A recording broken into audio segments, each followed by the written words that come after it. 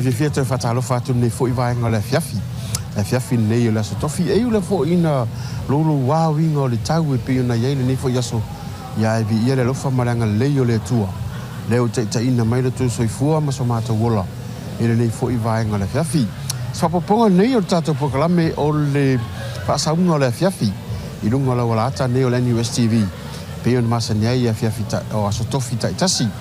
Ele Afiafi nei la o le olo o tu matou yai nei I le marketi. Tatou marketi nei I fungarei. Ia o to va ama yai le pa ia man malu le tunu.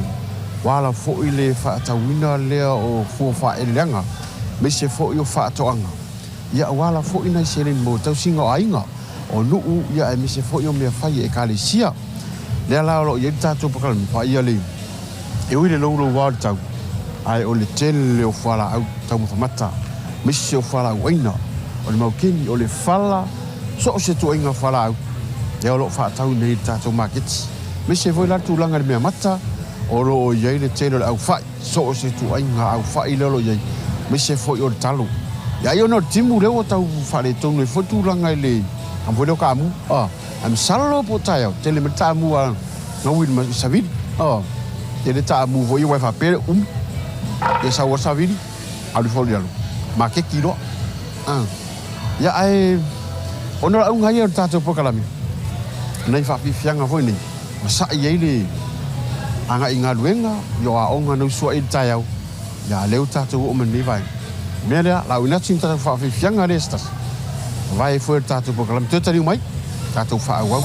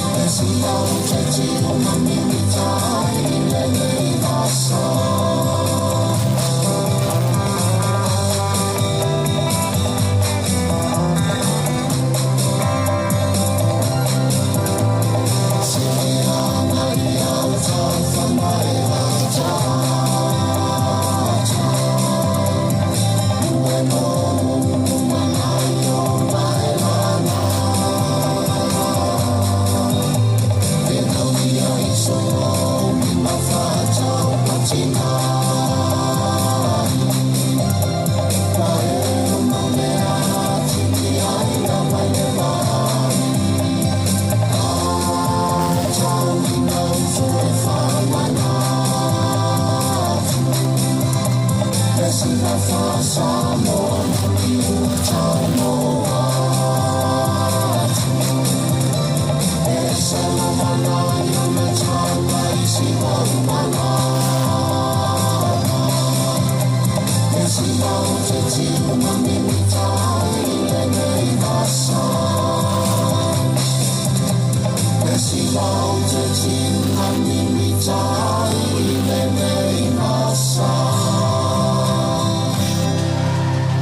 Nasa mai mai stasi na fa fianga.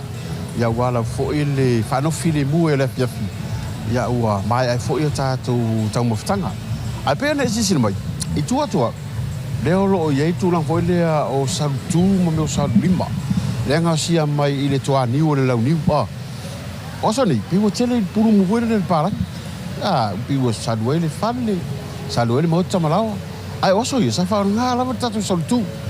Ona onisi foi la lato ele lo fa fa wa al meloi o le salutu mi ma le salutu pupu ona winga o salutu mi salutu to tai fa fu a salutu pupu to no fani ya ale na yo te vai sei ma apa kama o da le o rin lewa ava sa fa nga sua wa problem ku mo ava sa problema kama le buaka iyo o avaga isa vai ya que no ya nem vai tau ala que problema oi mala aqui pe mo singa vai ave foi ngai meia caiu ya ai tá uma que eu faço já não nem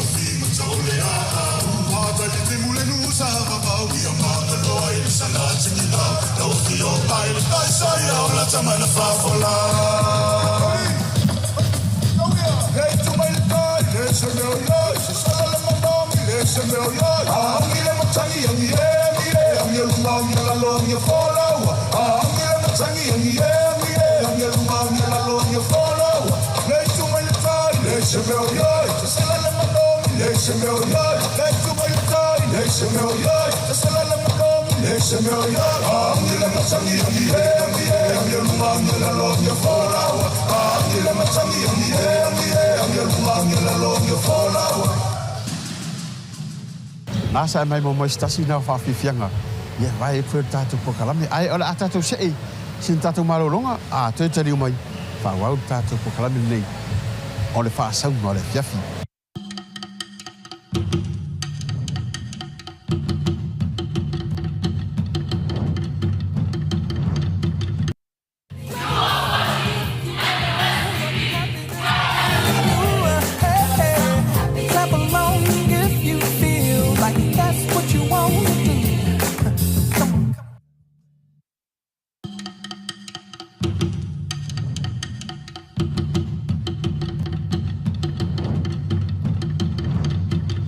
tari ume o tatou pakalame sin marolonga la titia e wo o tatou whaasangua la fiafi tau e lo fo i masi tamaitai nei ia o lo o whapiona anga i mai fo ia mai fo i fu wha ere lenga alo ke vai aku le lenga re kau a le mako i maa ngai or ku kam kilo pole le winga le situ langa ka pole ina e winga lolo waltau o me o masa se tfaftai le atua ke langi lei ke lolo wa ia e tatu tfaftai le atua i me o vai ra saude wai o fo sin tupe ia wa fo ile ni aso lolo wa o aso pe nei kambanga ko dai madering ia wa le nga ku kamba ai ora tatu se sin fa fianga te tali mai pa wa tatu pokala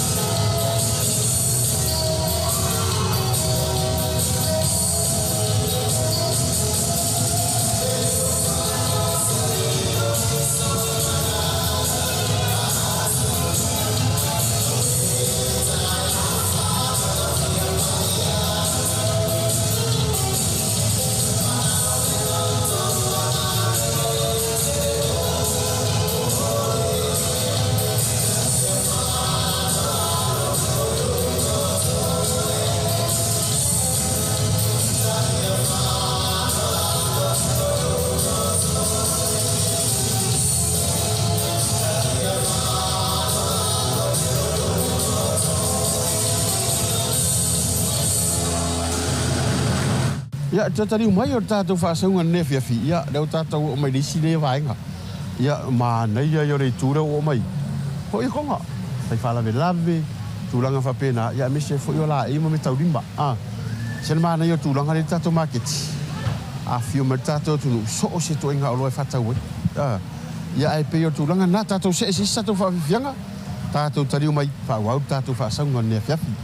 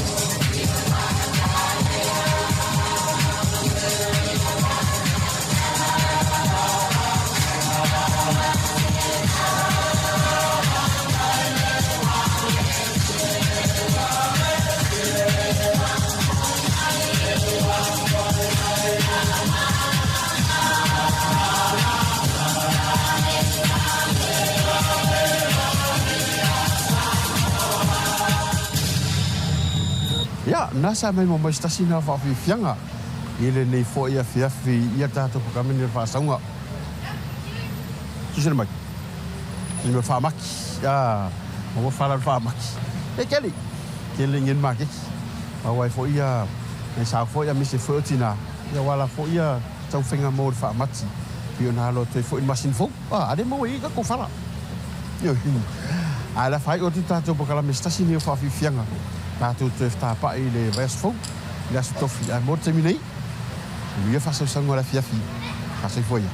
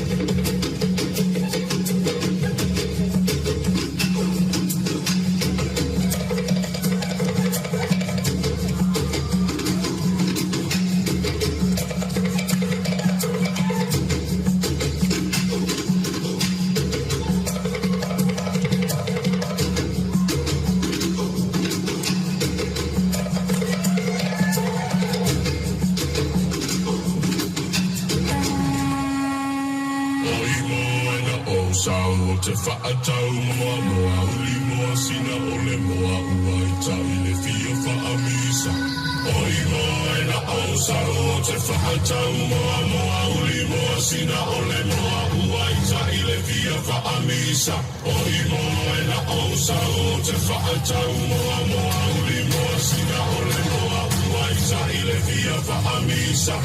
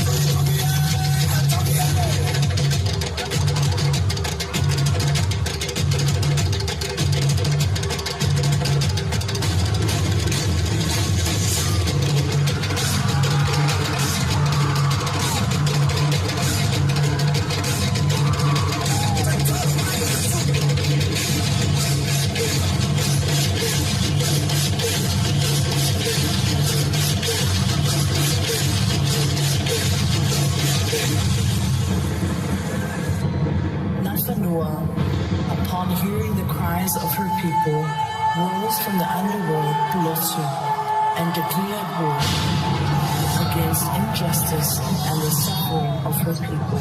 In her wake, she falls, and the bloodshed of darkness soon turned into light, where she proclaimed, Samoae, Sani Ilangi Seao Olomalu. A prophecy that determined the blessed fate of her people today.